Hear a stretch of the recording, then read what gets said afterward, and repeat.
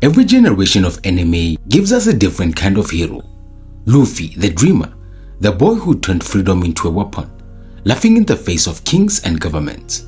Naruto, the savior, the lonely outcast who taught us that pain can be turned into purpose, that even rejection can grow into leadership. And then there's Goku. If Luffy represents freedom and Naruto represents perseverance, Goku is something more primal. He is the thrill of growth, the idea that no matter how strong you are, there's always another wall to break, another limit to push past. Goku doesn't fight because he has to. He fights because he wants to. Because in the clash of fists and the breaking of barriers, he finds joy. And that joy, the joy of never stopping, of always reaching for something higher, is why Goku became not just a character in a story, but the face of an entire generation of anime.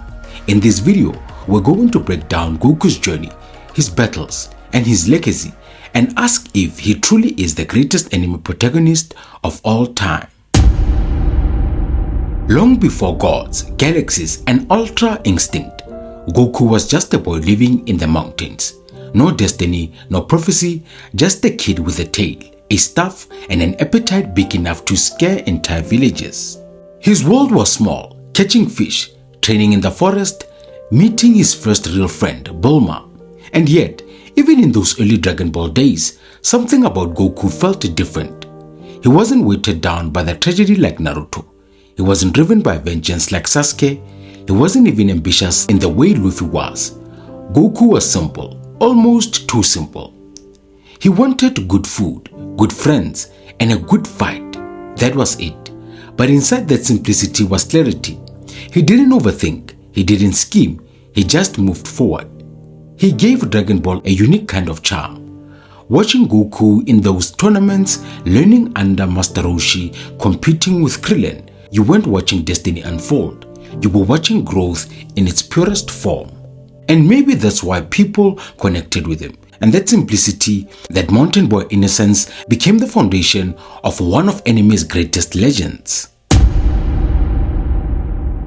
But innocence can only last so long. And for Goku, the world cracked open the day his brother Raditz fell from the sky. Suddenly, the boy who thought he was just different learned he wasn't even human. He was a Saiyan, part of a warrior race bred for destruction. This revelation could have broken him. It explained his strength, his tail, even his appetite, but it also tied him to a legacy of conquest, cruelty, and bloodshed. And yet, Goku made a choice that would define his character for decades. He chose Earth. He chose his friends. He chose the life he had built. That decision gave Dragon Ball Z its emotional weight. His fights with Vegeta weren't just battles of strength. They were battles of identity. Kakarot versus Goku. Saiyan destiny versus Earthborn choice. And time and again, he chose the latter. What makes this so powerful is that it shows us Goku isn't great because of his heritage. He's great because he rejected it. He wasn't a hero because fate demanded it. He was a hero because when confronted with who he was supposed to be, he became someone else. If there's one truth about Goku, it's this. He's never satisfied. From the very beginning, his story has been about surpassing limits, climbing higher, pushing further, refusing to accept that the ceiling is ever really the ceiling. This obsession with growth is what makes him different from so many other heroes. Luffy wants freedom, Naruto wants recognition, but Goku wants the next fight, the next opponent who can push him past the breaking point. It's in those moments when his body is supposed to give up, when the odds are impossible, that Goku becomes something greater. Kaio-ken, Spirit Bomb, Super Saiyan 3, Super Saiyan God, Ultra Instinct. Each form, each breakthrough isn't just a new power, it's a philosophy in motion. The belief that no matter how far you've come, there's always more ahead. And maybe that's why friends around the world connect with him, because deep down, everyone knows what it feels like to hit a wall, and everyone dreams of breaking it. Goku embodies that dream, not destiny, not prophecy, just the endless joyful pursuit of growth. But philosophy alone doesn't make a legend. Battles do, and Goku's battles are the stuff of enemy history. His fight against Vegeta in the Saiyan saga wasn't just Earth's last hope. It was the first real test of his identity. Against Frieza, the tyrant who destroyed his homeworld, Goku's transformation into a Super Saiyan turned him from a fighter to myth. That golden hair, that scream of rage, that wasn't just a moment in Dragon Ball. It was a moment in culture. Against Cell, Goku did something almost no shōnen hero would do. He stepped aside. He believed in Gohan, proving that his greatness wasn't just in fighting, but in knowing when to pass the torch. Against Buu, he called on the world itself, turning their energy into the spirit bomb that ended the fight. And then, decades later, came Jiren. The tournament of power was more than a spectacle. It was a clash of philosophies. Jiren believed strength was born from solitude. Goku believed that it was born from bonds, from testing yourself alongside others. Their fight shook universes. And when Goku broke through with Ultra Instinct, it wasn't just another form.